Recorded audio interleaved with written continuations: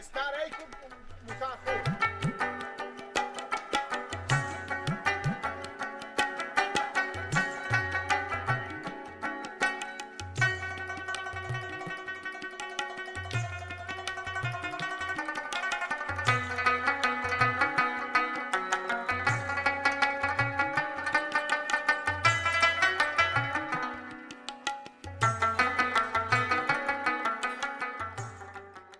چرا نمیری؟ مونده شدم.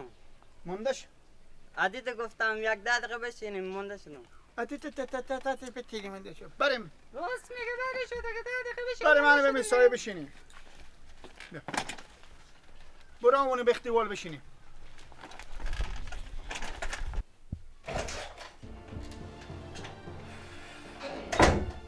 چیکار کنم جواب از این بابا چی بادم دو بیجه رو تا حال اینا درک نکردم. چیکار کنم؟ سلام علیکم. و علیکم بشین. چیکار شد پیدا کردی اینا؟ نه نبودم اینجا. سرا بیبی خم برفتی؟ برفتم نبودم. سرا کاکا خو؟ ها برفتم. من چیکار کنم؟ با تو از صبح کجا گم بودی؟ برفتم باسکل خوب پنچری گرفت. حالا وقت باسکل پنچری گرفته؟ حداقل تو کم هوشیارتر بودی خودت نمیرفتی گل میسوندی میامدی. من خبر ندارم. ولی بابا زنگ بزن چی بگم؟ چی دروغ برای بگم؟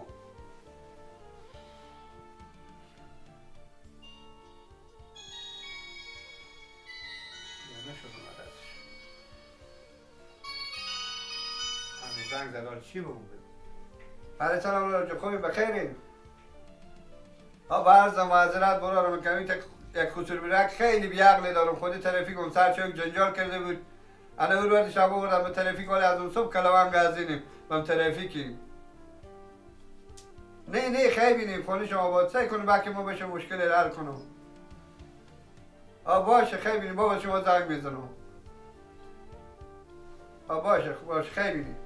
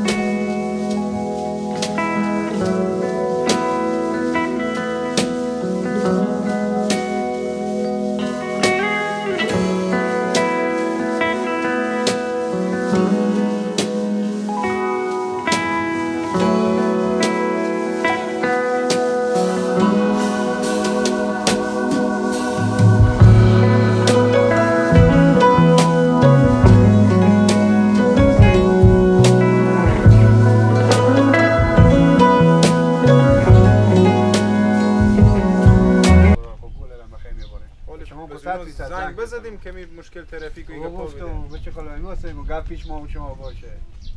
خوبه دیگه حالا گفتم مجبورم کسی چی نگیم. مجبورم اگر زنگ زنم برای اینا. باشه خیلی بیای به سر خیر ببینیم بچه خاله جگر تو خبری بکنیم مر واسه کنیم چیکار میشه. بریم خداحافظ. خیر باشه. خداحافظ شکران جان. خداحافظ. خیر باشه. خاله سلام بگی. ببخشید دیگه خداحافظ. میگم بچه خاله جان افطار بیاین قدیما. جور باشی شکران جان جور باشی باز میایم بخیر. بله خداحافظ.